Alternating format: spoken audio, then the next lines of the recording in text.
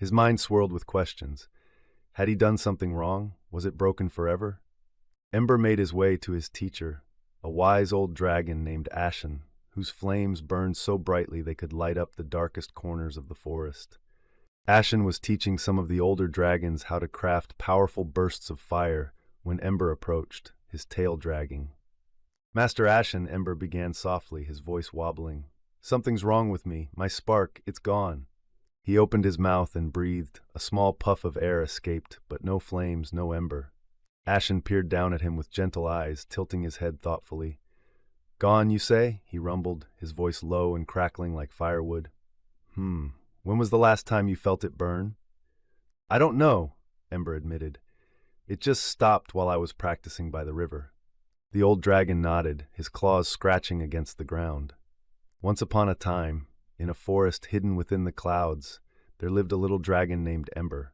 He wasn't the biggest dragon or the fiercest. In fact, he was quite the opposite. Ember was small, with scales the color of the dawn sky and a pair of wings that hadn't fully grown yet. But what Ember lacked in size, he made up for with his spark, a warm, glowing ember inside his chest that flickered with fiery light whenever he breathed. It was his pride, his joy, and the thing that made him feel like a real dragon. But one day, Ember's spark went out. It started as a quiet afternoon in the cloud-covered forests. Ember had been practicing his flame breath near the river of mist, trying to puff out tiny bursts of fire onto a pile of twigs. But no matter how hard he concentrated, no bright flames emerged. His ember, the magical glow that fueled his breaths, seemed to have gone to sleep. Come on, just a little spark, Ember whispered, curling his tail nervously as he tried again. He huffed and puffed, his cheeks glowing faintly like two dim lanterns. But still, nothing. He stomped the ground in frustration, sending leaves scattering to the air. By the evening, Ember buzzed with worry. His spark had always been there, always. It flickered when he danced, glowed when he laughed, and flared when he felt brave.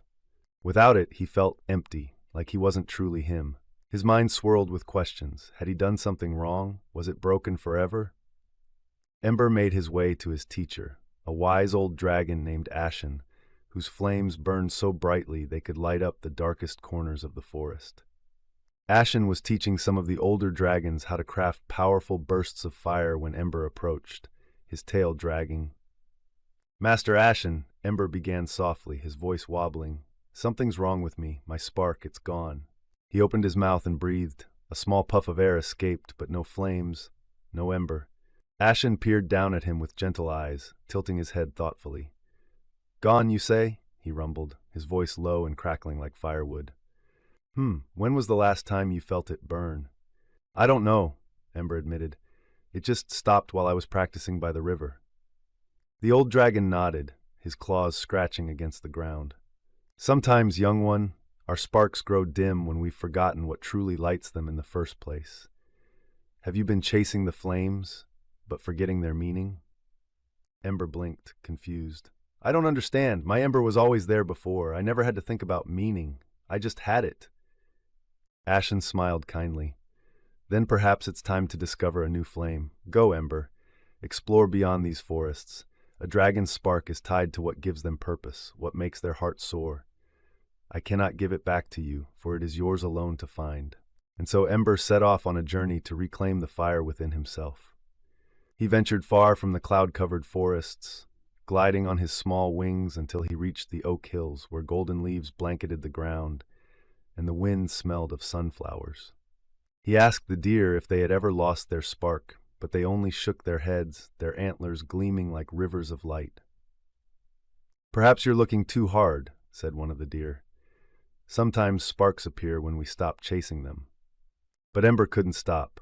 He carried on to the shadowed valleys, a quiet and eerie expanse where whispers of old magic curled like smoke in the air. There he met an owl whose eyes shimmered like stars. Have you lost something, little dragon? Asked the owl. My spark, Ember answered. It's gone. I feel like a dragon who can't be a dragon anymore. The owl hooted softly, her wings brushing the cool breeze. Do you think your spark is something you just own, or could it be something you share? Ember was quiet after hearing this, turning her words over in his mind. Share his spark? How could he share something he didn't even have anymore? He continued down the valleys until he reached a clearing bathed in moonlight, where silver flowers swayed like waves. There, Ember rested, exhausted and defeated. He stared at the sky, tears dampening the scales below his eyes. He felt so small, so powerless. Would his spark ever return? But in the silence of that night, Ember heard something. A sound he hadn't heard in a long time.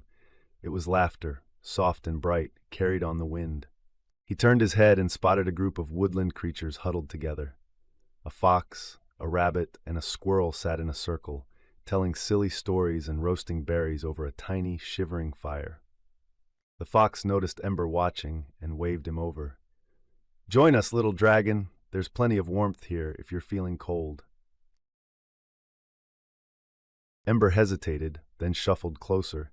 The fire was small but comforting, and the animals welcomed him like an old friend.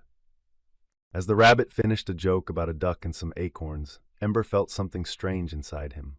A flicker, gentle but familiar. He smiled tentatively, his chest warming as he said, "Maybe I could help keep the fire going?" He huffed a breath toward the flames. At first, nothing happened, but then a tiny spark escaped, bright and golden. The group cheered, their voices rising to the stars. Ember's spark danced within him once more, brighter than ever. It might have been small, but this time it wasn't just for himself. It was a spark shared, a flame lit by laughter, kindness, and the warmth of others. As he returned home to the cloud-covered forests, Ember walked with a bounce in his step. His spark wasn't lost after all. It had simply been waiting for him to realize. The strongest embers grow not alone, but with those who light their hearts. And from that day forward, Ember's flame burned brighter than ever, not just for himself, but for the entire world.